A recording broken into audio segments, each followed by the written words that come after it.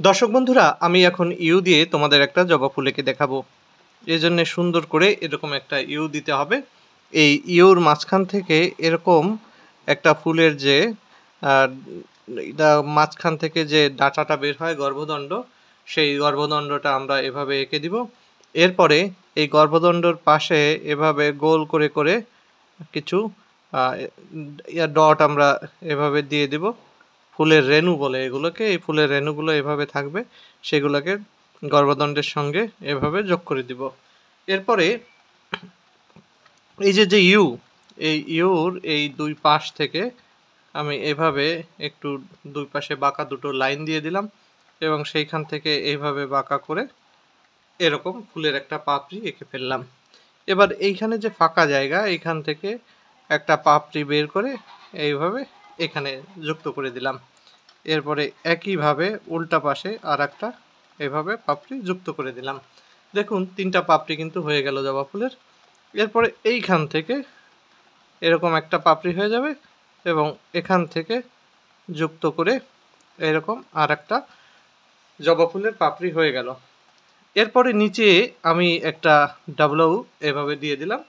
এই ডাবলাউটার আস্তে আস্তে নিচের দিকটা সরু হবে, সরু হয়ে এরপরে এরকম একটা স্টিক এখানে আমরা তৈরি করে দিচ্ছি এবং এইখান থেকে জবা ফুলের নিচের যে কলকাটা থাকে সেটা এভাবে এঁকে দিলাম। দেখুন কত সুন্দর একটা জবা ফুল হয়ে গেল। এবার আমি এই লাইনটাকে এইভাবে একটু বাড়িয়ে নিলাম।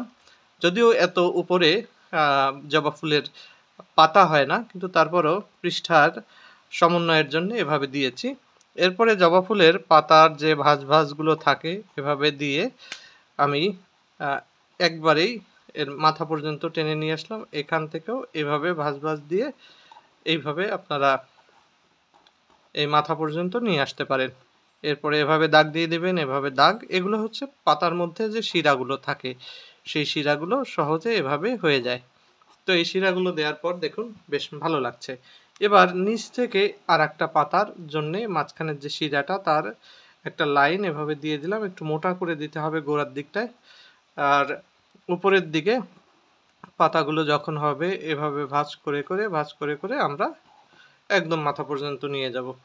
অনুরূপভাবে এরকম এই পাশেও ভাঁজ করে করে এভাবে আমি দিয়ে দিলাম। দেওয়ার পরে এর মাঝখানেও এই যে শিরা এভাবে দিয়ে দিচ্ছি। শিরাগুলো দেয়া হয়ে গেলে দেখুন এখন কিন্তু বেশ ভালো লাগছে জবা ফুলের এই অংশটি। এবার হচ্ছে আমাদের রং করার পালা।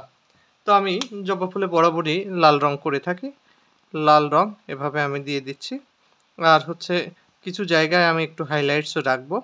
এই জায়গাটা হাইলাইটস রাখছি, এখানে আমি এই অংশে এভাবে ভরাট করে দিচ্ছি এবং এইখানটায় একটু লাইট রেখে আর পুরো অংশ জুড়ে এই যে পাপড়িটা রয়েছে জবা ফুলের সেখানে আমি এই লাল রং দিয়ে ভরাট করে দিচ্ছি।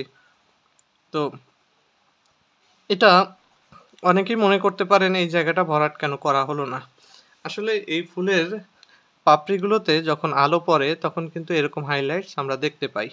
তো আমরা প্রত্যেকটা পাপড়িতে এরকম কিছু জায়গায় হাইলাইটস রাখতে পারি, তবে সেটা ওর যে ক্যারেক্টার, যে ভেতর থেকে বেরিয়ে এসে বাইরের দিকে বাঁকা, সেই ক্যারেক্টারের সাথে মিল রেখে যদি হয় তাহলে বেশি সুন্দর লাগে। অনেক সময় আপনারা দেখবেন যে এই ক্যারেক্টারগুলো থাকার কারণে জবা ফুলের যে সাধারণ বৈশিষ্ট্য সেটি কিন্তু ফুটে ওঠে।